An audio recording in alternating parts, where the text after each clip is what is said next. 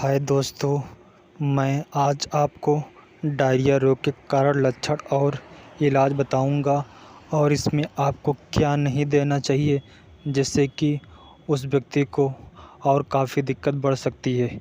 तो बने रहिए पूरे वीडियो में जिससे कि आपको अच्छे से समझ आ सके।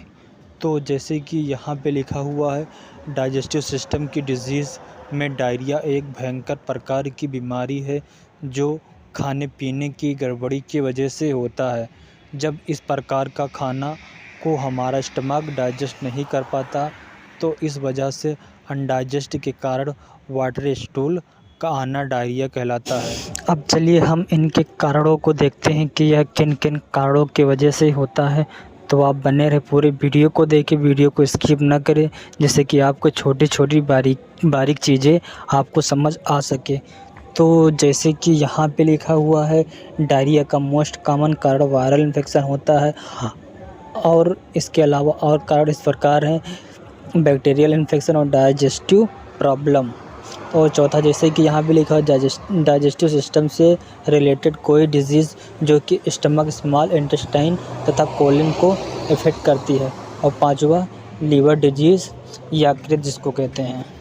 तो जैसे कि हमने पढ़ा है कि डायरिया रोग जो होता है वह वायरल इन्फेक्शन और बैक्टीरियल इन्फेक्शन के कारण होता है और उसके साथ में जब हमारा डाइजेस्टिव सिस्टम अच्छे से काम नहीं करता है तब भी हमें डायरिया हो सकता है। और डाइजेस्टिव सिस्टम से रिलेटेड कोई भी डिजीज़ हमारे पेट आंत को प्रभावित करता है तब भी हमें डायरिया हो जाती है।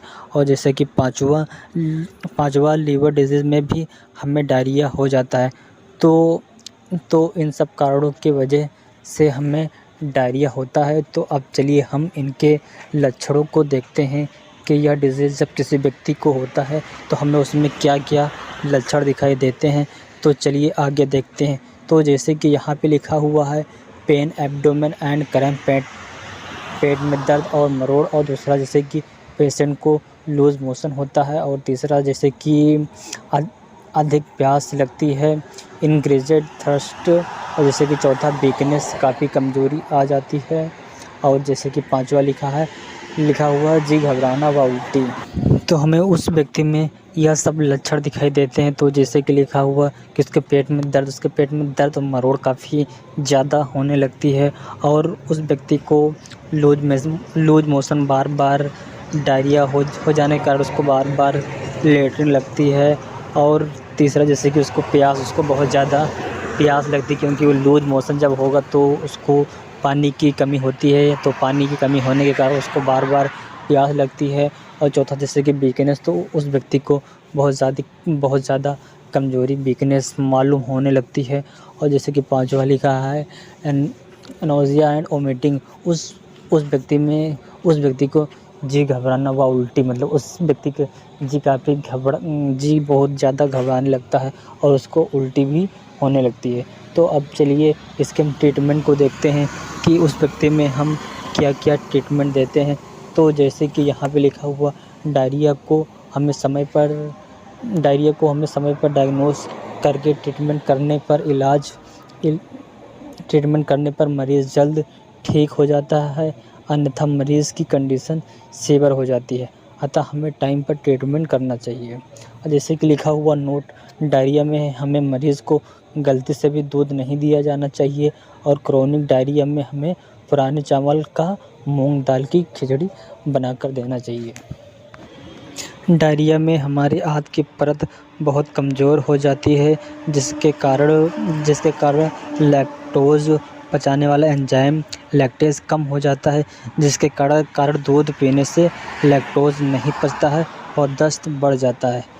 चलो अब देखते हैं कि डायरिया में हम क्या दवा देते हैं। तो जैसे कि यहाँ पे लिखा हुआ है, डायरिया में हमें ये दवा देते हैं, जैसे टैबलेट OZ 1 BD और टैबलेट लोप्रामाइड 2 TDS और टैबलेट कोलिस्पास 1 BD तथा वोमिटिंग होने पर टैबलेट ओमिकैन 4 mg BD खाली पेट दे तथा साथ में कैप्सूल पेंटाब्रेसार दी जानी चाहिए।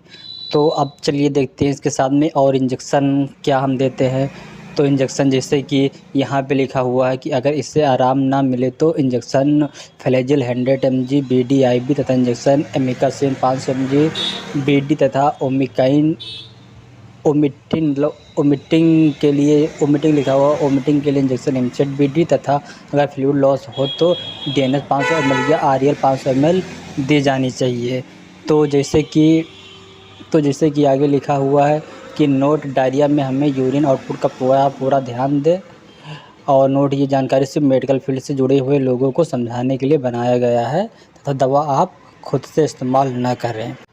हमारे चैनल को प्लीज़ सब्सक्राइब करें।